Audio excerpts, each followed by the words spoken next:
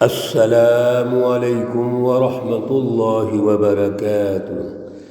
اعوذ باللہ من الشیطان الرجیم، بسم اللہ الرحمن الرحیم۔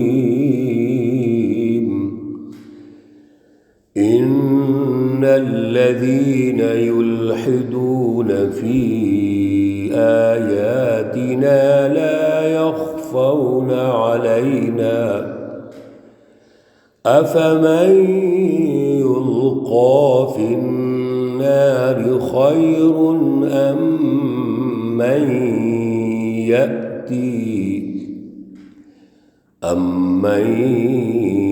يأتي آمنا يوم القيامة اعملوا ما شئتم إنه بما تعملون بصير۔ صدق اللہ العلی العظیم۔ اللہم صل علی سیدنا ومولانا محمد النبی الأمی وعلى آلہ واصحابہ وبارک وسلم وصل علیہ۔ معزز سامعین و سامعات، سورۃ حامیم السجدہ پارہ نمبر 24، آیات مقدسہ نمبر 40، 41 اور 42 ہیں۔ اللہ رب العزت ان آیات کا فہم اور شعور عطا فرمائے اور عمل کی توفیق اور صلاحیت عطا فرمائے۔ گزشتہ درس میں اللہ رب العزت نے وہ دلائل پیش کیے جو دلائل توحید ہیں، اعلیٰ فلسفی کو سمجھنے کے لیے ہیں، اعلیٰ نظریے کو سمجھنے کے لیے ہیں، شعور پیدا کرنے کے لیے ہیں، غور و فکر کے لیے ہیں۔ اور اس میں اللہ نے سورج، چاند، رات، دن، زمین کی تخلیق اور پھر زمین کے اندر جتنے رزق رکھا ہوا ہے اس کی فراوانی، اور پھر اللہ رب العزت نے جو رزق رکھا ہوا ہے اس رزق کے حصول کے بعد اس سے فائدہ اٹھا کر، اس کی تازگی دیکھ کر غور و فکر یہ دعوت دی، اور یہ بھی سمجھا دیا، یہ بھی دلیل پیش کر دی کہ دیکھیں جو زمین کو پیدا کر سکتا ہے، بنجر زمین کو، مردہ زمین کو، کہ اس نے اس میں تازگی پیدا فرما دی، اور تازگی بھی آسمان سے پانی نازل فرما دیا، اور اس میں سے رزق آپ تلاش کرتے ہیں۔ تو کیا وہ اللہ مردوں کو دوبارہ زندہ نہیں کر سکتا؟ جب ہم قبر میں جائیں گے، پھر یوم الدین ہوگا، روز حشر ہوگا، قیامت کا دن ہوگا، تو کیا وہ اللہ یہ نہیں کر سکتا؟ یہ ساری گفتگو ارشاد فرمانے کے بعد اللہ نے مزید تسلی دی رسول اللہ صلی اللہ علیہ وسلم کو بھی، سچی جماعت کو بھی، اور مزید یہ ارشاد فرما دیا کہ اللہ کیا چاہتے ہیں۔ اللہ تو کامیابی چاہتے ہیں، ترقی چاہتے ہیں، یعنی دلائل سننے کے باوجود بھی اللہ پھر تجزیہ کرتے ہیں۔ ان الذین یلحدون، بے شک جو لوگ ٹیڑے چلتے ہیں، فی آیاتنا، ہماری آیات کے حوالے سے، نشانیوں کے حوالے سے، اللہ کی رہنمائی کے حوالے سے، یہ جو شیطانی جماعتیں ہیں یہ صراط مستقیم کو چھوڑ کے گمراہی کے راستے کو اختیار کرتے ہیں۔ ان الذین یلحدون فی آیاتنا، ہماری آیات کو سن کے، دیکھ کے پھر بھی گمراہ ہیں، ٹیڑے ہیں، شیطانی سسٹم قائم کر رکھتے ہیں۔ لا یخفون علینا، وہ ہم سے چھپے ہوئے نہیں ہیں۔ اللہ کو سب علم ہے، اور اللہ چاہتے کیا ہے؟ افمن یلقی فی النار خیر، آپ یہ دیکھیے، غور کیجئے کہ قیامت کے روز ایک وہ شخص ہے جس کو کھینچ کے جہنم میں ڈالا جائے گا، اس کے عمل و کردار، غلط نظریات کی وجہ سے اس کو جہنم میں ڈالا جائے گا، اور ایک وہ شخص ہے جو اللہ کے پاس قیامت کے دن امن میں آئے گا اور اس کو جنت میں ڈالا جائے گا۔ تو بہتر کون ہے؟ افمن یلقی فی النار خیر، کیا بس وہ شخص بہتر ہے جس کو ڈالا جائے گا جہنم میں؟ خیر بہتر ہے، ام من یأتی آمنا، یا وہ شخص بہتر ہے جو امن کی حالت میں آئے گا اور بڑے اطمینان کے ساتھ اللہ کے سامنے پیش ہوگا، اعلیٰ نظریات اور سچے نظریات اور اچھے اور اعلیٰ جد و جہد اور عمل و کردار کی وجہ سے قیامت کے دن، یوم القیامہ، قیامت کے دن۔ میرے عزیزو، اللہ کے اس تجزیے کو آپ بھی تجزیہ کیجیے۔ ایک شخص اللہ کے سامنے پیش ہو رہا ہے مجرم کی شکل میں، ایک شخص اللہ کے سامنے پیش ہو رہا ہے انعامات مل رہے ہیں اس کو۔ کون ہے بہتر؟ ایک شخص کو جہنم میں ڈالا جا رہا ہے، ایک شخص کو جنت میں ڈالا جا رہا ہے۔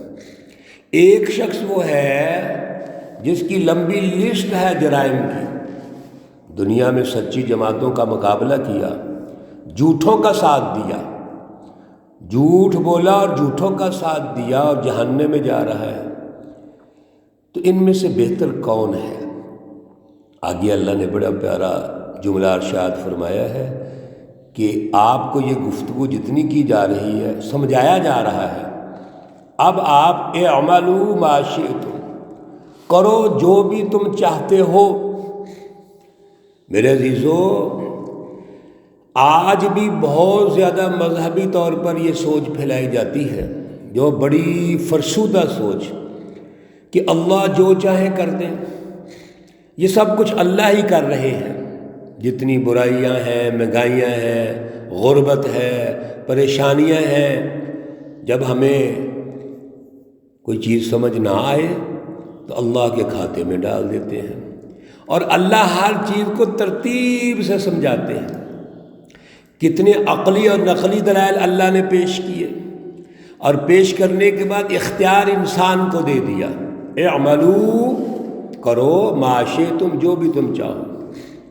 یہ صراط مستقیم ہے، سیدھا راستہ ہے، یہ گمراہی کا راستہ ہے، یہ عدل کا راستہ ہے، یہ ظلم کا راستہ ہے، یہ اللہ کی پہچان کا راستہ ہے، یہ شیطان کا راستہ ہے اور اس کی پہچان کا راستہ ہے۔ سب کچھ اللہ نے دو ٹوک واضح ارشاد فرما دیا ہے، اور پھر فرمایا اعملوا ما شئتم۔ اب بتائیں کیا چیز پیچھے رہ گئی؟ نتائج تو ہمارے عمل و کردار کی وجہ سے ہوتے ہیں۔ انہ بما تعملون بصیر، بے شک وہ تمام جو کچھ تم کرتے ہو دیکھتا ہے۔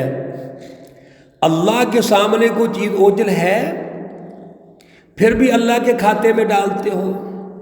ان الذین کفروا بالذکر لما جاءہم، یہ وہی بات جو ہم پہلے کر رہے تھے کہ اللہ نے تو رہنمائی ارشاد فرما دی، سچی جماعتیں بھی بھیج دی، اب پھر بھی اگر کوئی انکار کرتا ہے، ان الذین کفروا، بے شک جن لوگوں نے انکار کیا، کافر ہو گئے، منکر ہو گئے، بالذکر، اس سچی رہنمائی کا، لما جاءہم، اللہ نے ان کے پاس بھیج دی جب آئی ان کے پاس رہنمائی، وَإِنَّهُ لَكِتَابٌ عَزِيزٌ، اور یہ جو کتاب مقدس ہے، سچی رہنمائی ہے، یہ تو ہر اعتبار سے نادر ہے، غالب ہے، اس کی رٹ ہونی چاہیے۔ ہم نے افسوس یہ ہے کہ آج اس سچی رہنمائی کی رٹ نہیں قائم کی۔ قرآن پاک کی تلاوت ہو رہی ہے، اور ماشاءاللہ کچھ ذوق والے ترجمہ بھی سنتے ہیں، تشریح بھی سنتے ہیں، ایک کان سے سنا دوسرے کان سے نکال دیا۔ اور ویسے بھی اس سچی رہنمائی کو سننے والے کم ہی ہوتے ہیں۔ ہمارے ہاں تو ٹک ٹاک چلتا ہے، 2-4 منٹ کی گفتگو شور و شراب والی اور چمک دھمک والی اور بات ختم۔ اصل چیز میرے عزیزوں غور و فکر ہے۔ غور و فکر کیجئے، ایک لفظ پڑھیے، صرف غور کیجئے کہ اس لفظ کی تاثیر ہماری زندگی میں کتنی ہے۔ اس لیے اللہ رب العزت نے واضح ارشاد فرما دیا کہ ذکر تو نازل ہو گیا، لیکن ذکر کو سمجھنے کی بجائے، غور و فکر کرنے کی بجائے، اس کی امپلیمنٹیشن کی بجائے انکار کر رہے ہیں۔ اور پھر ایک اور دلیل اللہ کی، سبحان اللہ، اللہ دلائل پیش کرتے ہیں، لا یأتیہ الباطل من بین یدیہ ولا من خلفہ، اس پر کوئی جھوٹ نہیں آ سکتا۔ لا یأتیہ الباطل، اس سچی رہنمائی میں کوئی جھوٹ شامل نہیں ہو سکتا۔ من بین یدیہ ولا من خلفہ، آگے سے اور نہ پیچھے سے، یعنی کوئی ایسا سوراخ نہیں ہے کہ اس میں جھوٹ شامل ہو جائے، جھوٹ داخل ہو جائے، انسانیت کے لیے نقصان ہو، ایسا ممکن ہی نہیں ہے۔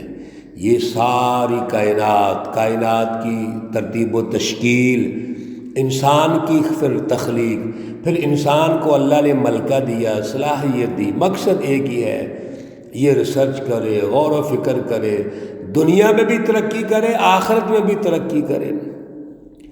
تو یہ سوچتے نہیں ہیں کہ یہ رہنمائی سچی ہے، یہ سب کے فائدے کے لیے ہے۔ تنزیل من حکیم حمید، ذرا توجہ کیجیے الفاظ پہ، تنزیل یہ اتاری ہوئی ہے سچی رہنمائی، کس کی طرف سے؟ کہ عام وہ ہستی نہیں ہے، بلکہ من حکیم، وہ حکمتوں والا ہے، حمید تعریفیں والا ہے، اس کی تعریف ہے ہر طرف۔ اللہ رب العزت نے جو نازل فرمایا ہے سچی رہنمائی کو، اس میں حکمت ہی حکمت ہے، اس میں ترقی ہی ترقی ہے، اس میں معاشرے کی تشکیل ہے، دنیا میں بھی ترقیات، آخرت میں بھی ترقیات ہیں۔ میرے عزیزو، اگر اس معیار پہ قرآن کو سمجھیں گے تو کیوں نہیں قرآن کی تاثیر آئے گی، کیوں نہیں قرآن کی رحمتیں اور برکتیں نازل ہوں گی، کیوں نہیں اللہ تعالیٰ ہمیں دنیا میں بھی ترقی دیں گے اور آخرت میں بھی ترقی دیں گے۔ اللہ ہمارے اندر اعلیٰ صلاحیت عطا فرمائے۔ اللہ رب العزت تمام بیماروں کو شفائے کاملہ عاجلہ مستمرہ عطا فرمائے۔ اللہ رب العزت تمام مرحومین و مرحومات کو جنت الفردوس میں اعلیٰ مقام عطا فرمائے۔